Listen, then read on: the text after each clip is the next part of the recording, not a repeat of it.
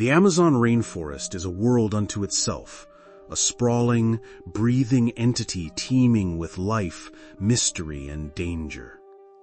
When Dr. Lena Moreau, a renowned ethnobotanist, received an anonymous tip about a forgotten indigenous tribe deep within the jungle, she couldn't resist the call. Her team consisted of 5 members: Marcus, a survival expert; Tom, a documentary filmmaker; Priya, a linguist; Javier, a local guide; and herself. They flew into Manaus and then took a chartered boat upriver. The air was thick with humidity, and the cries of unseen animals echoed through the trees. As they ventured deeper, radio signals faded, and GPS became unreliable. The deeper they went, the more the world they left behind seemed to vanish. "Are we lost already?" Tom joked, peering at the flickering GPS screen. The thin veneer of humor barely masked his unease. Javier glanced at the sun filtering through the dense canopy and muttered, "The jungle decides who is lost." That night, they made camp near the riverbank. Mosquitoes buzzed like static, and unseen creatures rustled in the foliage. Lena scribbled notes under the dim glow of her headlamp, documenting flora she'd never seen before. "Do you think the tribe really exists?" Priya asked, chewing on dried mango. "I don't know," Lena admitted, "but something is here. I can feel it." A sudden splash from the river silenced them. Marcus rose silently, machete in hand, scanning the darkness. "Probably a caiman," Javier said, voice type. "Let's hope." 4 days in, they found a trail, fresh but oddly twisted, as if something had been dragged. Marcus crouched by it, touching the disturbed earth. "Something big," he muttered, "but not a jaguar. Too erratic." They followed it through thick underbrush until they emerged into a clearing. The air felt colder here. In the center stood a circle of crude totems made from bones, feathers, and vines. A human jawbone dangled from one of them, swinging slowly. Priya stepped back. "It's a warning," she whispered. "Something wants us gone." Tom raised his camera. "Or wants to be found." Javier said something in Portuguese and made a protective sign. Lena's heart pounded. "This is it. Proof of the tribe, or something. We press on." That night, the jungle was louder than usual. Howler monkeys screamed, and somewhere far off, a jaguar roared. The team huddled around the fire, uneasy. "I saw something," Marcus said, staring into the canopy. "Red eyes, watching us." "Probably a night monkey," Lena offered. "Night monkeys don't glow," Marcus replied. Sleep came in fitful bursts. Tom swore he heard laughter in the dark. Priya thought someone whispered her name. At dawn, they realized Marcus was missing. No sign of a struggle. No trail. Only one word carved into a tree trunk where his hammock had been. Voltar. Lena translated aloud. Return.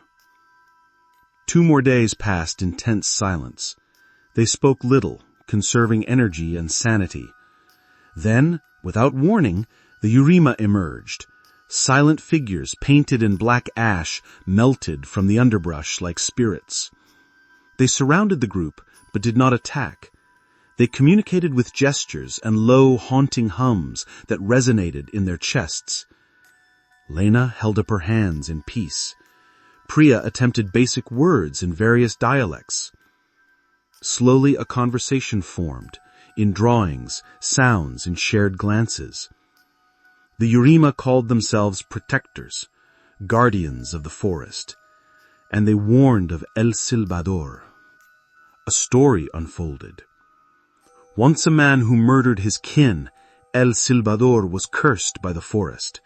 He roamed as a spirit, heralded by his eerie whistle. The closer the sound, the farther he was. But when the whistling grew faint, he was near. "Just another jungle myth," Tom scoffed. filming a totem as the sun dipped below the horizon. That night, they heard it. A clear, piercing whistle drifting through the trees. "Did you hear that?" Priya asked. "It's just birds," Tom replied, but his hands trembled. The whistling grew louder, then softer, then silence. The team sat around the fire, weapons close. The trees seemed to lean inward. Smoke curled unnaturally, defying the wind. Tom suddenly screamed, bolting upright and crashing into the trees. They found him at dawn, seated beneath a massive tree, rocking slowly. His hair had turned ghost white overnight. He wouldn't speak, only stared. Javier led them through twisted paths until they stood before a massive, gnarled tree oozing red sap. The Urema gathered, singing a dirge. "This is where he feeds," one elder signed.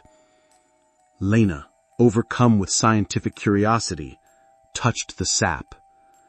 Visions overwhelmed her. Fire, screams, disembodied limbs, and a face. No, a mask, smiling in the dark. Blood flowed upward into the roots. She collapsed. When she awoke, Marcus was in her dream, crying blood. "Don't let him in," he whispered. They deteriorated quickly. Priya began speaking in guttural sounds no one understood. Her eyes bled tears. Javier's nose wouldn't stop bleeding. Lena saw figures dancing in the flames at night, twisted things with long fingers and empty eye sockets.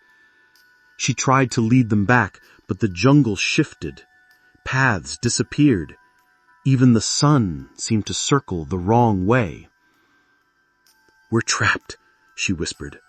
"The forest won't let us go." 3 nights after his disappearance, Marcus returned. Or rather, something wearing his skin did. His flesh looked stretched, waxy. His eyes were solid black. "You shouldn't have come," he rasped. "Now you're part of him." Tom began to weep silently. Priya clawed at her face. That night, the Urema encircled their camp. Through trembling translation, Priya conveyed their message. The curse must be contained. One must stay, body and soul, absorbed by the forest. Tom stood slowly, still silent. He walked into the dark. They never saw him again. Javier bled out the next day. Priya's mind shattered completely. Lena, hallucinating and half-starved, was found by a Urema child who led her wordlessly to the river. Weeks later, a ranger station picked her up.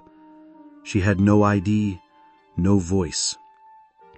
The footage from Tom's camera was mostly corrupted, save one frame.